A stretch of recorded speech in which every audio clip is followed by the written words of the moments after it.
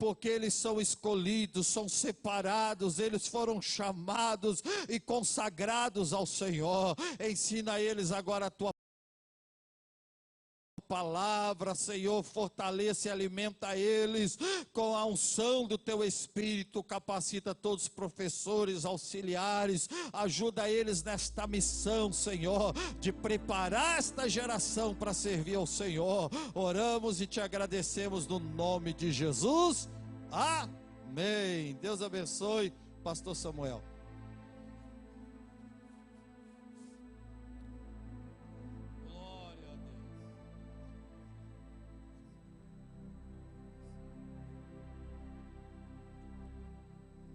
Saúde, irmãos, com a paz do Senhor. Estou mais uma vez muito honrado. Quero agradecer novamente ao pastor e aos pastores pela oportunidade de estar trazendo a palavra do Senhor, especialmente numa noite tão especial para nós. Mas assim como o pastor Abraão disse, Deus usa quem Ele quer, na hora que Ele quer.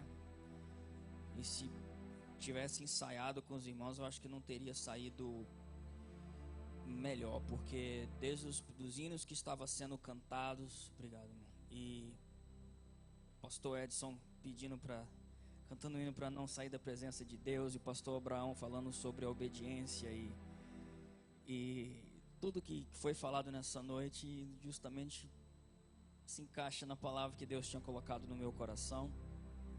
Então aparentemente eu sou apenas mais um pequeno pedacinho do quebra-cabeça. Eu só estou ajudando a completar o que Deus já está completando nessa noite. Quem tem ouvidos, ouça o que o Espírito diz às igrejas. Amém? Então vamos, nesta hora então, abrir as nossas Bíblias. Eu gostaria de ler um breve versículo que fica em Gênesis, no capítulo 2 e no versículo 25. Gênesis 2, 25. Toda honra e toda glória é dada a Deus. Aleluia, Jesus.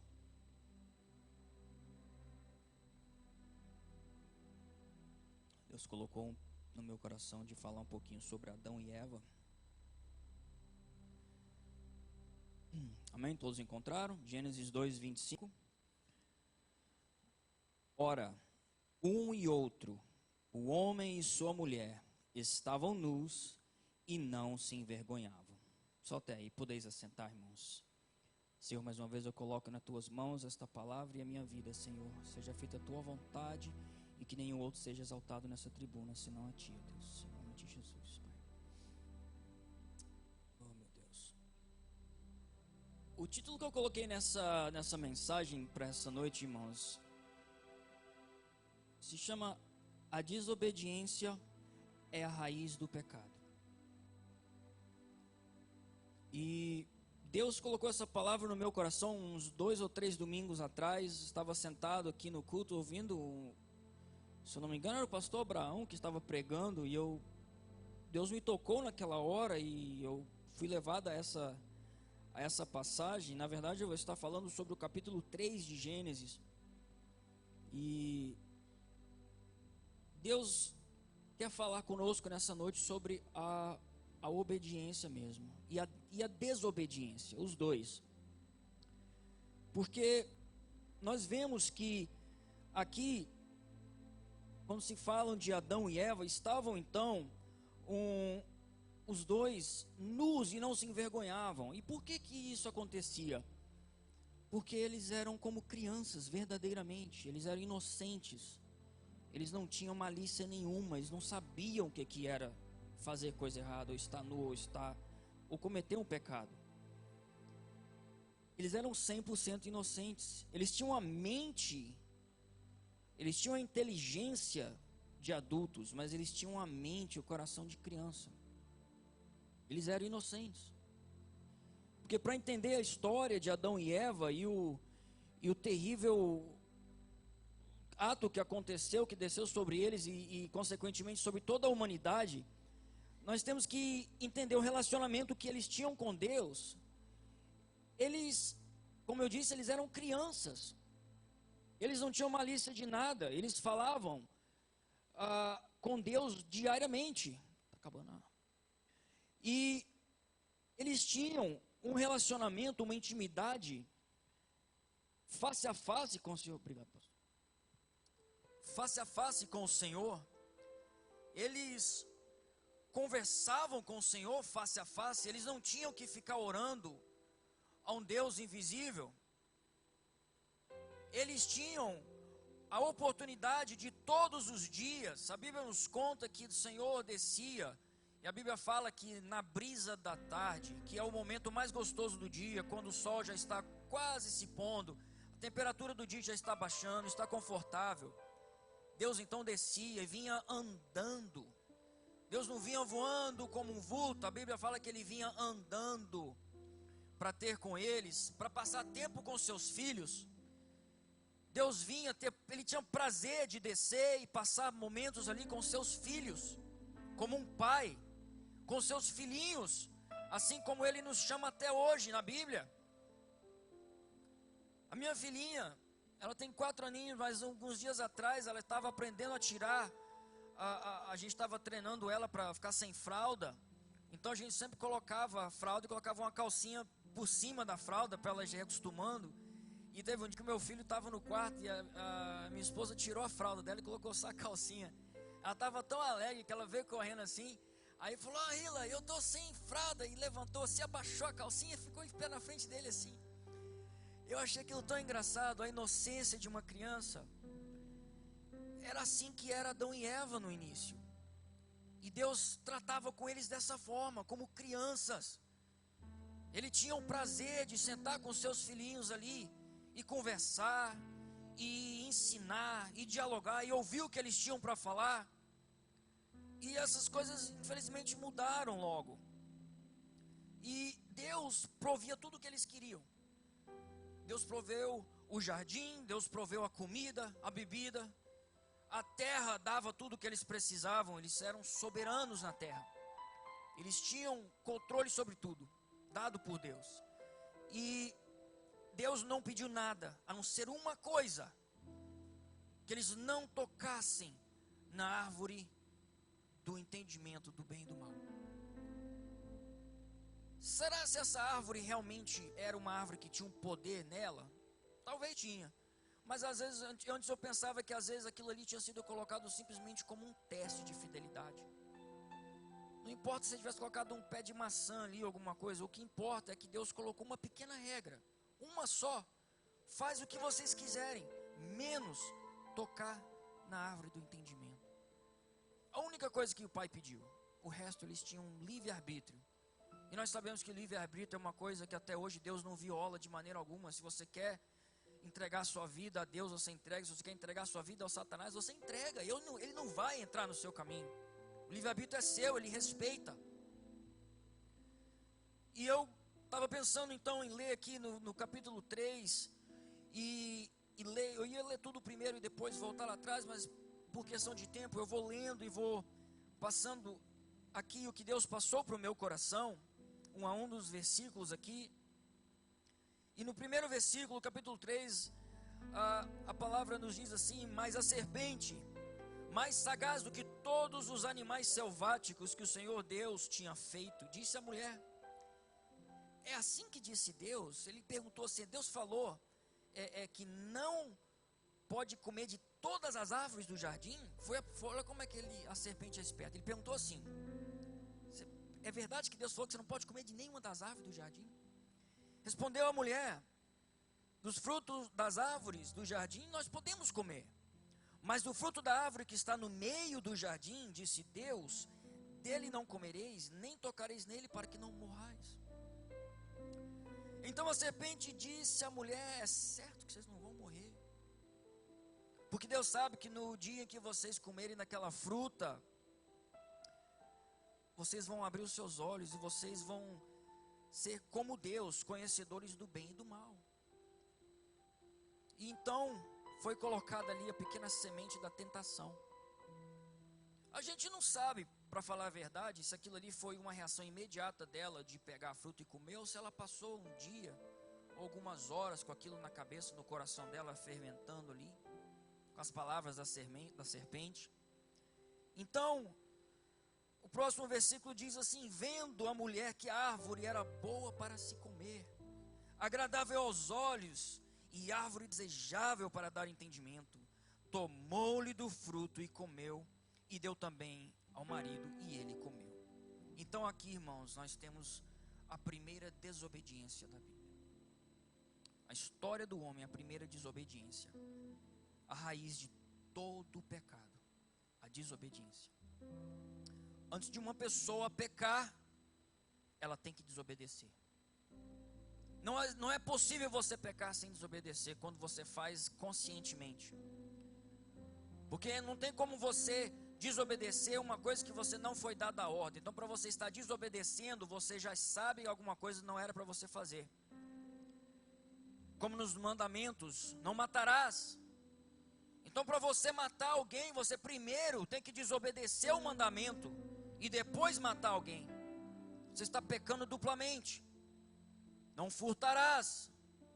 Você tem que primeiro decidir a desobedecer ao mandamento de não furtar, e consequentemente você vai e furta, pecando duplamente.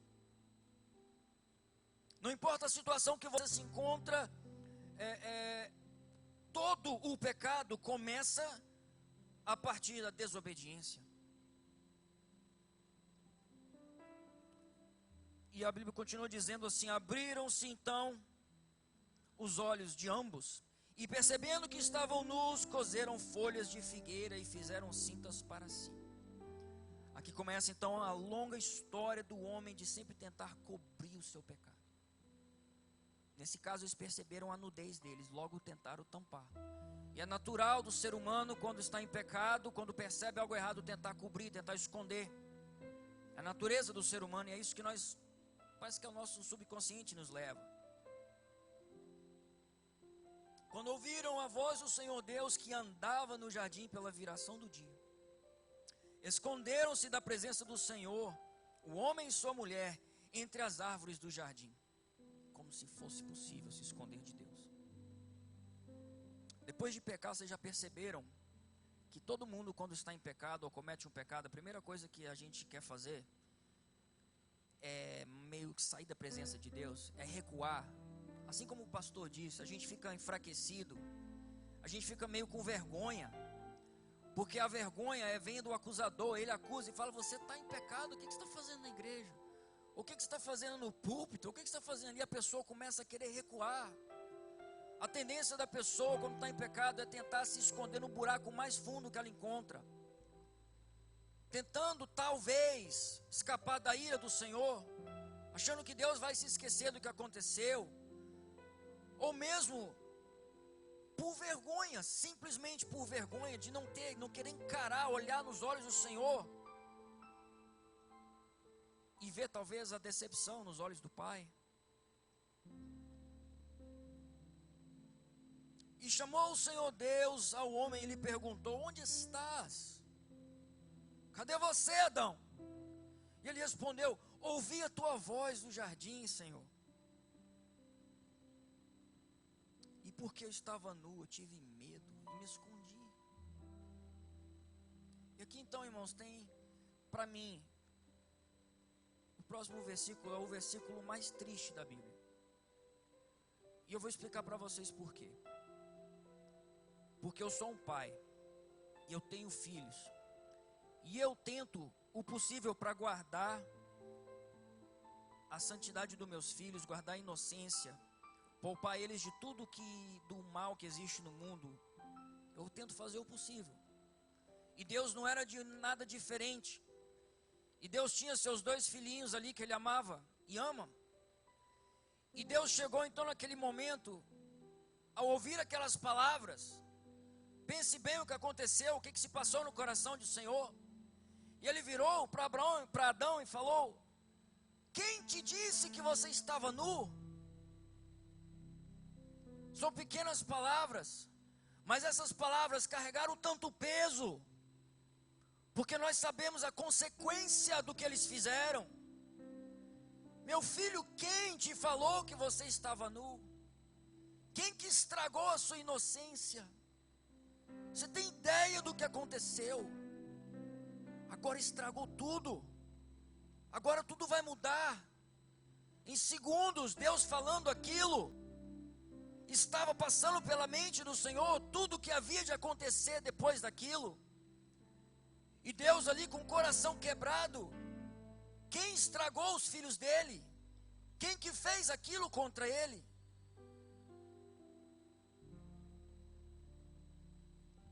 Comeste da árvore que te ordenei que não comesses. Ele já logo tentou saber. Aí começa assim como criança. Eles começaram na inocência deles a culpar um ao outro. Eles eram como crianças.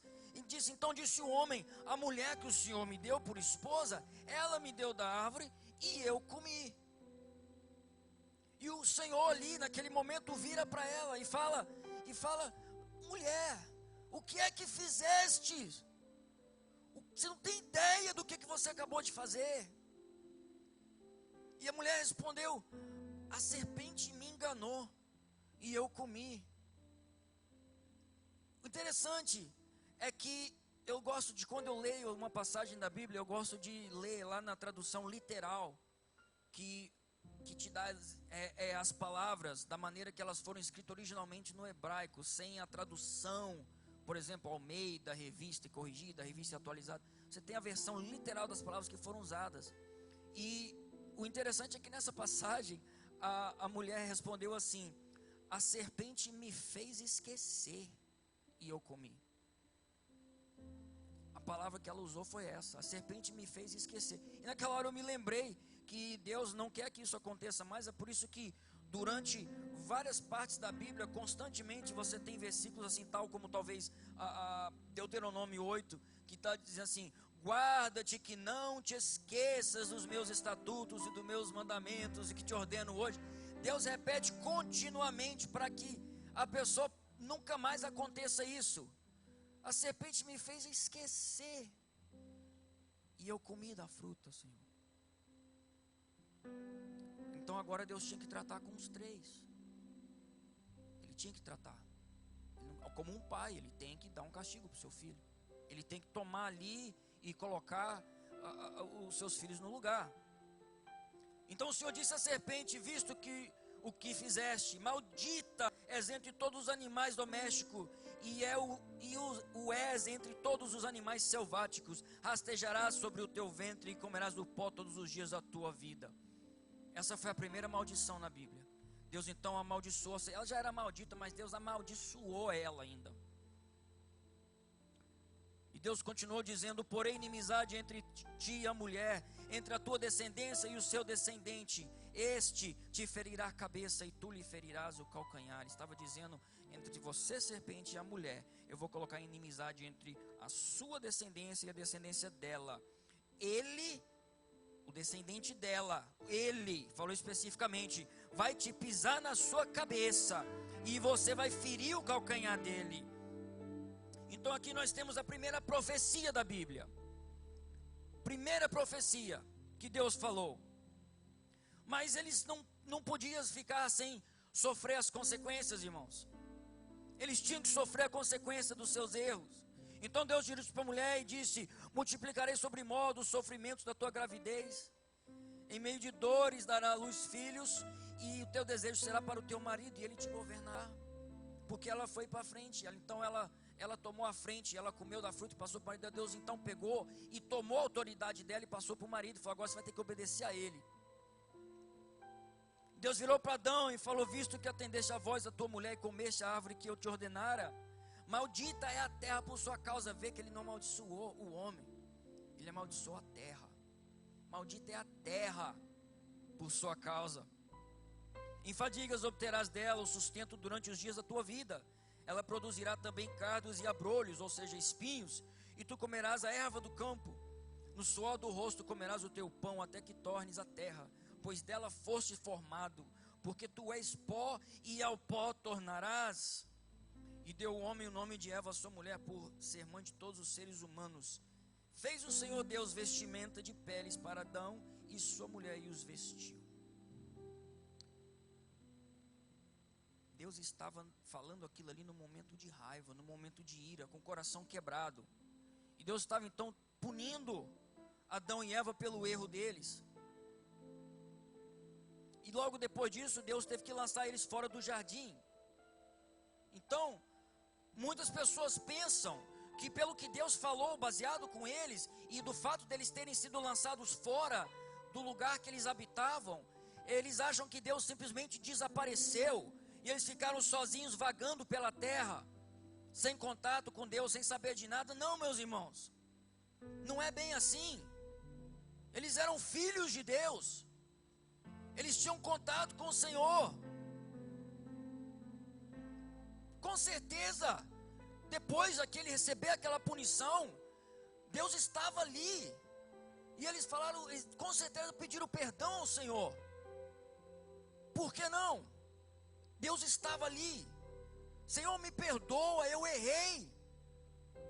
Filho, eu te perdoo, eu te amo, mas você tem que sofrer a consequência do seu erro. Não tem outra maneira. Eles pediram perdão ao Senhor. Deus sentou a eles, eu acredito, e conversou com eles, talvez falando: filhos, vocês quebraram meu coração. O que vocês fizeram, vocês não têm ideia do dano que vocês causaram. Eu amo vocês. Eu vou cobrir o seu pecado, mas vocês vão ter que pagar o preço. Irmãos, Caim e Abel, essa é a razão que eles tinham contato com Deus ainda. Porque Deus, então, Caim e Abel, filhos deles, eles entregavam ofertas ao Senhor. Então Deus não simplesmente desapareceu. As pessoas ainda não tinham contato com Deus. Simplesmente o que eles perderam foi a intimidade. Eles perderam o contato com o Senhor. Eles perderam aquela presença de Deus que era constante. Então Deus agora teve que ter eles, por mais que eram filhos, por mais que Ele amava, Deus teve que manter eles um pouco à distância, se apresentando somente em horas necessárias. Porque todo o pecado tem consequência, irmãos. Independentemente se o pecador pedir perdão ou não, todo o pecado tem consequência. Moisés, ele desobedeceu ao Senhor em uma coisa: bateu 2 vezes na rocha, quando Deus mandou tocar a rocha. E olha o que aconteceu. Deus falou: por que você me desobedeceu? Você não vai entrar na terra prometida. E ele ainda tentou rogar ao Senhor, falou: Senhor, não faz isso comigo. E Deus tratou ele como a gente faz com os filhos. Às vezes, depois que você dá um castigo, o filho fica pedindo. Deus falou: basta, não me fala mais nisso. Sobe ali no monte e você vai conseguir olhar de longe. Eu deixo você olhar, mas entrar você não pode. Esse é o seu castigo, Moisés. Todo castigo tem consequência, todo pecado tem consequência. Existem muitos assassinos que aceitam a Jesus dentro da cadeia. Por acaso isso reduz a sentença deles? Existe perdão para eles? Claro, perdoados, salvos, mas vivendo a consequência do seu pecado. Deus não tira isso. Isso é na terra. Aqui se faz, aqui se paga. Aquele preso que estava com Jesus na cruz: mestre, lembra-te de mim quando entrares no paraíso. Por acaso aquele homem desceu da cruz e saiu andando? Não. Deus disse: ainda hoje você vai estar comigo no paraíso. Ele morreu do mesmo jeito. Ele pagou o preço, a consequência do erro dele, ele sofreu da mesma forma. Se um homem talvez abandonar a sua família, irmãos, deixar a mulher e seus filhos, e se for com outra mulher pela vida, lá na frente ele vai e se arrepende daquilo que ele fez. A mulher já encontrou um outro marido, talvez. Ele volta atrás e vai pedir perdão pelo que ele fez com ela. É possível que ele receba o perdão? Sim. Se ele pedir perdão a Deus, claro que ele vai receber o perdão, se for um arrependimento verdadeiro. Mas a mulher não vai largar o marido dela para voltar com ele. Ele vai viver a consequência do erro dele. Perdoado, salvo, redimido, mas pagando o preço da consequência. Nós vimos hoje em dia no mundo jovens tendo filhos, ainda muito jovens. Vai para a vida, vai aproveitar um pouquinho. Não são casados. Às vezes com 15, 16 anos de idade, as moças se engravidam, os rapazes faz um filho na moça. Aquela criança vai nascer. Aí aqueles pais vêm para a igreja e pedem ao Senhor perdão. Deus vai perdoar. Deus vai abençoar, Deus vai tratar daquela criança e deles e dar tudo que eles precisam. Mas aquela criança é a consequência do pecado deles. Abençoado da mesma forma, eles vão viver com a consequência do erro deles. Deus não vai tirar fora. Por falar nisso, pais, não se esqueçam que quando você peca não só para você, mas pelos seus filhos. E os filhos dos seus filhos. Porque a Bíblia nos diz que Deus, a respeito dos desobedientes, Ele é o Deus que visita a iniquidade do homem até a terceira e quarta geração. Então quando um homem peca, quando ele desobedece, ele não está fazendo só por ele, mas os filhos e os filhos dos filhos vão sofrer. Mas o mesmo Deus falou a respeito dos obedientes, que Ele usará misericórdia até a 1000 gerações. Basta querer. Aleluia. Adão e Eva não só perderam a casa, eles perderam a intimidade, eles perderam comunhão.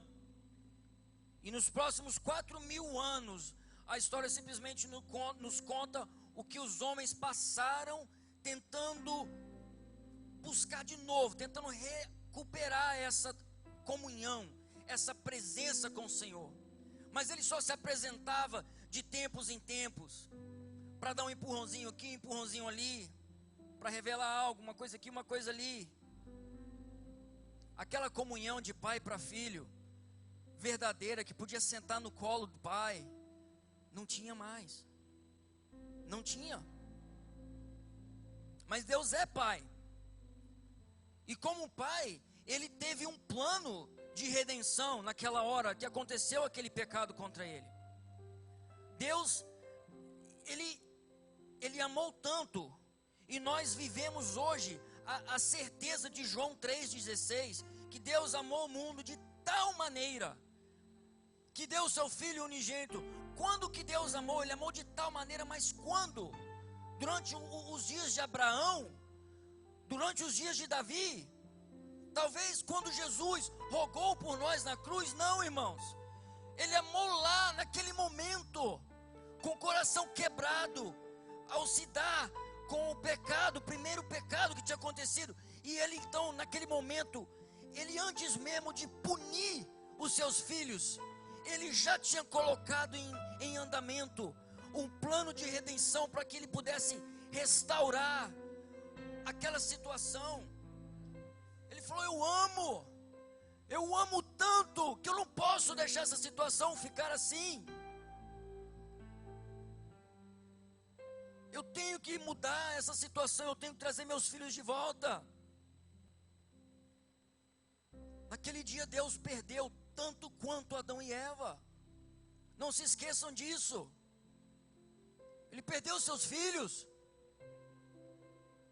Ele perdeu tudo que ele tinha construído com tanto amor e carinho. Ele perdeu tanto quanto Adão e Eva naquele dia. Ele disse: eu amo vocês, eu não vou deixar isso ficar assim. Mas sabendo que somente sangue inocente iria perdoar, iria restaurar o homem à comunhão, somente o sangue inocente iria satisfazer a justiça de Deus. Deus então começou a partir daquele dia preparar o mundo, preparar um caminho, e o mundo em si para a chegada do Cordeiro do sacrifício. 4.000 anos se levou para que, entre o tempo de que Deus fez a primeira profecia dele, até o tempo que essa profecia foi cumprida.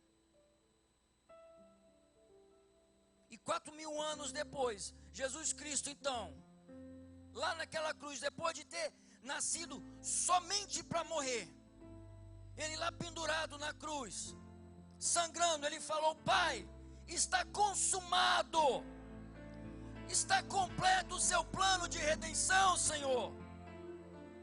Finalmente eles podem voltar a sentar na mesa contigo, Pai. Finalmente eles podem entrar na tua presença. Deus redimiu, está consumado. Deus fez aquele ciclo todo e voltou tudo do jeito que estava.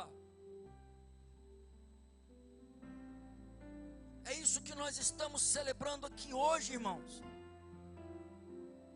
Essa mesa que está perante nós aqui não é uma religiosidade. Isso que está perante nós aqui não é um ato que nós fazemos como as pessoas que fazem sem saber por que estão fazendo. Aqueles que adoram o sol, as árvores, nós sabemos por que isso está aqui.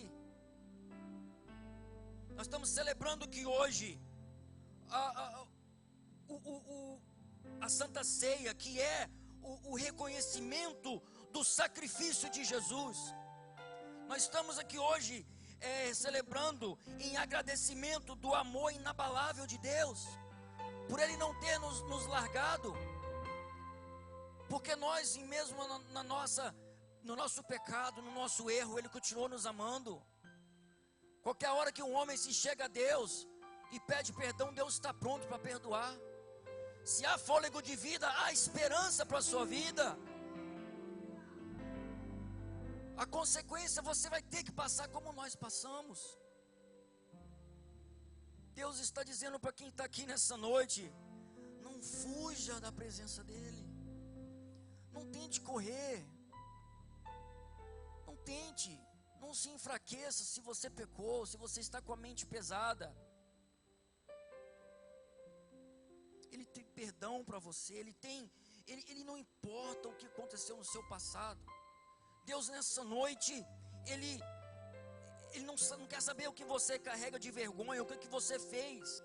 Ele é Pai, e Ele não quer nada mais do que trazer você de volta para a comunhão que Ele tinha antes dele mandar você para a terra, para nascer da sua mãe. Ele é Pai, Ele te ama.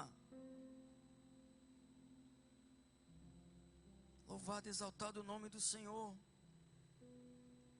Se você está carregando um peso de pecado, não fuja. Não faça como a maioria das pessoas, de sair, enfraquecer e fugir da igreja. Nós temos pessoas, infelizmente, obreiros, que às vezes cometem um erro, e por tanta vergonha de se chegar perante o Senhor e pedir misericórdia, eles saem da igreja, eles abandonam o ministério, abandonam tudo e voltam para uma vida do pecado, das drogas. E eles vão começando a acumular consequências sobre consequência. Perder talvez um ministério, ou ganhar um castigo do pastor por ter feito um erro. Eu te garanto que é muito menor do que você fugir da igreja, fugir da presença do Senhor e causar uma coisa terrível lá fora, que vai estragar o resto da sua vida. Não tenha vergonha. Deus está aqui nessa noite, Ele já se fez presente através das palavras, através dos louvores. Ele está dando uma oportunidade àqueles que precisam de voltar para a presença do Senhor. E Ele está recebendo de braços abertos, que o prazer dEle não é na nossa tristeza, o prazer dEle é na nossa redenção. Ele quer nos redimir, o sangue já foi derramado, o preço já foi pago. Você não tem que pagar mais, você não tem que viver com essa culpa mais. Venha para a presença do Senhor, entrega esse fardo para Ele, e Ele troca com você num fardo leve. Em Isaías 1:18 Ele fala: venham, vamos refletir juntos. Você tem algo para dizer para Ele? Você tem uma reclamação para fazer? Alguma dúvida? Pai, eu não sei por que eu estou passando por isso. Por que o Senhor deixou acontecer isso na minha vida? Ele fala: venham, vamos refletir juntos. Embora os seus pecados sejam vermelhos como escarlate, eles se tornarão brancos como a neve. Embora sejam rubros como a púrpura, como a lã se tornarão. Se vocês estiverem dispostos a obedecer, comerão os melhores frutos desta terra. Desta terra. Deus não está falando de céu, não. Deus está falando da terra. O corpo está aqui. O sangue está aqui. Deus Pai está aqui para perdoar e para receber todos neste momento especial nas nossas vidas. As consequências, irmãos, todos nós sofremos pelos nossos pecados. Todos nós sofremos as consequências. Mas o perdão e a restituição só vem para aqueles que querem. Só vem para aqueles que levantam, que abrem a boca e pedem perdão ao Senhor e se chegam novamente à presença dEle, que é tudo que Ele está querendo. Amém? Essa é a palavra que Deus deixou para mim nessa noite. Acertei a hora certinha, pastor. Glória a Deus. Que Deus possa falar melhor no coração dos irmãos. Glória a Deus. Vamos adorar o Senhor. Uma palavra como essa, o que eu vejo é uma tentativa do Espírito Santo. É uma tentativa de Deus de nos trazer para mais perto dEle. Algo que eu ouvi aqui que me impactou bastante. Não foi só o homem que perdeu, Deus também perdeu. Por isso que se eu não me engano, lá em Lucas 19 vai dizer que Jesus veio achar e buscar o que se havia perdido. Uma palavra como essa, eu vejo uma tentativa de Deus para nos trazer para mais perto dEle. Nos trazer mais próximo a Ele, mexer na nossa consciência, no nosso entendimento e nos mostrar que uma vida de desobediência não vale a pena. Aleluia. Irmãos, Deus falou algo comigo ali que talvez vai chocar alguns que estão aqui nesta noite. Sabe como é que o diabo trabalha para nos manter enganados, para nos manter no pecado?